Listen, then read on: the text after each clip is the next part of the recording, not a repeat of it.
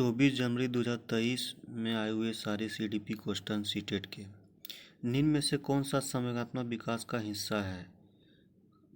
अंतर व्यक्ति कौशल। Question number 1 का आंसर 1।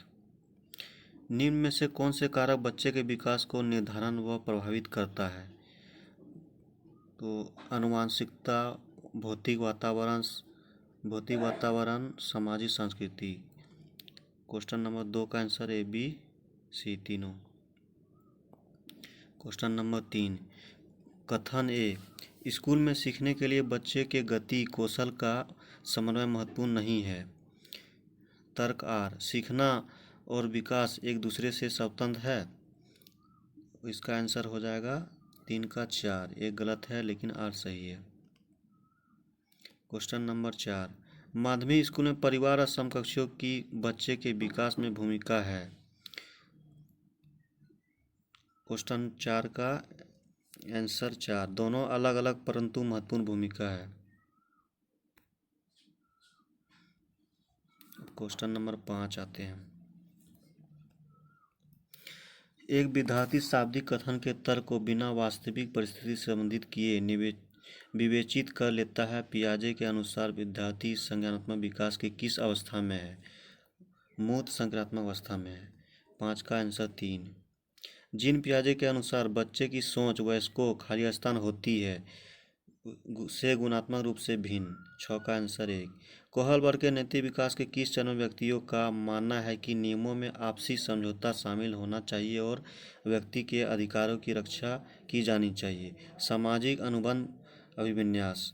क्वेश्चन नंबर 7 का आंसर 3। लेवास्की ने खाली स्थान सिद्धांत में प्रस्तावित किया है कि सीखना ज्ञान के स्वनिर्माण की प्रक्रिया है। सामाजिक सांस्कृतिक। क्वेश्चन नंबर 8 का आंसर 2, सामाजिक सांस्कृतिक। क्वेश्चन नंबर 9 में आते हैं। निम्न में से क्या लेवास्की के सिद्धांत का उपयुक्त कक्षागत निहितार्थ है? बच्चे को सीखने में मार्गदर्शन व सहायता करनी चाहिए। क्वेश्चन नंबर 9 का answer 4। Question number 10। Roma Jaspreet को एक क्रॉसवर्ड पहेली सुलझाने में संकेत व इशारे देकर मदद करती है। जब तक जसप्रीत उसे करने में बेहतर न हो जाए, रोमा का धीरे धीरे कर अपनी मदद कम करना निम्न में से किसका उदाहरण है? तो पाड़ हो जाएगा। पाड़ मतलब सहायता करना। पाड़ को आलम्बन भी बोलते हैं। Question number 11। कथन ए, एक प्रगतिशील कक्षा में शिक्षिका को होना चाहिए और बच्चों को नियंत्रण में रखना चाहिए। नियंत्रण में नहीं रखना चाहिए, बिल्कुल नहीं रखना चाहिए। तर्क आर, बच्चे तभी सीखते हैं जब शिक्षक उन पर पूर्ण रूप से नियंत्रण रखते हैं। ये भी गलत, यानी कि 11, क्वेश्चन नंबर 11 का 11 दोनों गलत है। क्वेश्चन नंबर 12 में आते हैं। खाली स्थान वाले व्यक्ति अपने पूर्व ज्ञान के आधार पर संबंध बनाने में सक्षम होते हैं और विचारों के बीच वर्गीकरण, पैटर्निंग और संबंधों को गहराई से देख पाते हैं। क्वेश्चन नंबर 12 का आंसर 1 हो जाएगा, तर्क गणितीय बुद्धि बोलेंगे इसको। Question number 13। शिक्षा कक्षा में लड़कों के लिए एक शिक्षक की टिप्पणी, बहादुर बनो और लड़कियों की तरह कमजोर व्यवहार मत करो, किसको बढ़ावा देता है? ये लैंगिक रूढ़िवादिता को बढ़ावा देता है। 13 का आंसर 2 हो जाएगा। Question number 14। निम्न में से कौन सतत एवं समग्र मूल्यांकन के प्रमुख अभिलक्षण है? यह शिक्षकों को अपने शिक्षा शास्त्र में मदद करने के अवसर देता है। यह मूल्यांकन को सीखने का हिस्सा मानता है। तो 14 का आंसर हो जाएगा बी और सी। ठीक है। क्वेश्चन नंबर 15 आते हैं। निम्नलिखित में से कौन सा प्रश्न समालोचनात्मक चिंतन को बढ़ावा देता है बजाय कि सूचनाओं के मात्र प्रत्यास्मरण स्मरण को? 15 का आंसर 4 हो जाएगा। समाज में लोकतांत्रिक आदर्शों को बढ़ावा कैसे दिया जा सकता है? Question number 16। वंचित समूह के विद्यार्थियों के समावेशन को सफल बनाने में के लिए शिक्षक को अलग अलग प्रकार की गतिविधियों के माध्यम से उनकी संस्कृति के विभिन्न पहलुओं को शामिल करना चाहिए। 16 का आंसर 1 हो जाएगा। अब आते हैं क्वेश्चन नंबर 17। समावेशी शिक्षा की प्रमुख शिक्षा शास्त्रीय रणनीति क्या है? समावेशी शिक्षा की प्रमुख शिक्षा शास्त्रीय रणनीति सहयोग है। क्वेश्चन नंबर 17 का 1 हो जाएगा आंसर। क्वेश्चन नंबर 18, एक शिक्षक को वंचित समूहों के विद्यार्थियों के समावेशन के लिए क्या करना चाहिए?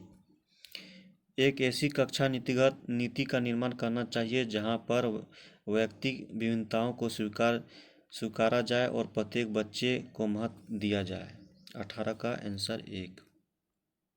क्वेश्चन नंबर 19, एक बच्ची के बुद्धि परीक्षण के स्कोर यह दर्शाते हैं कि वह औसत से ऊपर वह कक्षा में नियमित तथा क्रियाशील है। उसके गणित के ग्रेड तथा लिखने का कौशल अच्छा है, परंतु जब उसे स्वर पाठन करने के लिए कहा जाता है तो उसका निष्पादन बुरा होता है। बच्चे में किसके लक्षण होगा? यानी पढ़ने के बारे में बोल रहा है, डिसलेक्सिया बोलेंगे इसको। क्वेश्चन नंबर 19 का आंसर 3। रचनात्मक क्या है?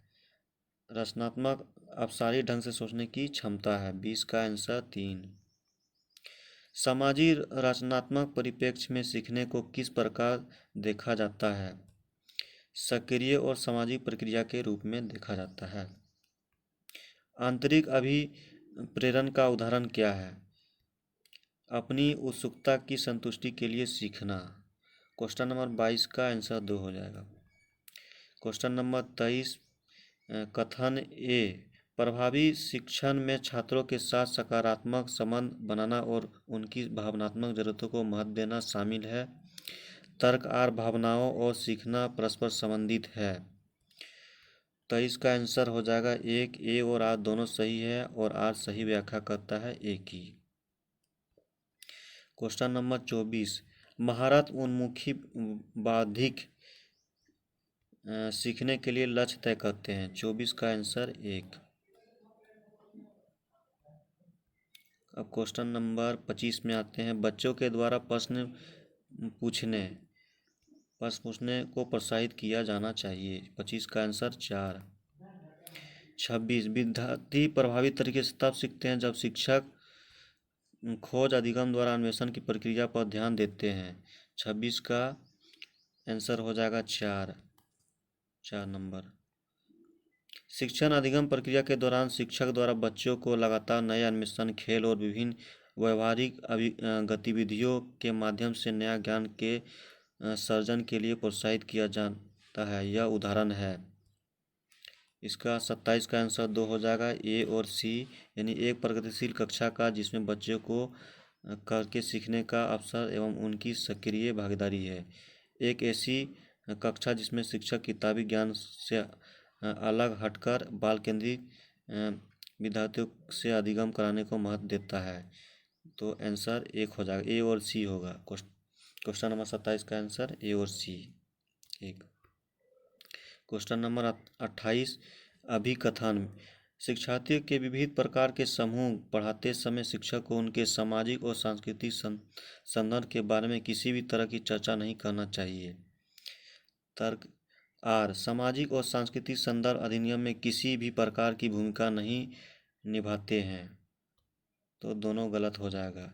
ए और आर दोनों गलत है। 28 का दोनों गलत हो जाएगा। क्वेश्चन नंबर 29 में आते हैं। छात्रों के बीच गहरी संप्रत्यात्मक समझ को विकसित करने के लिए एक शिक्षक को संसाधन के लिए प्रावधान करना चाहिए जिससे करके सीखने को सुसाध किया जाता है। 29 का आंसर 3 हो जाएगा।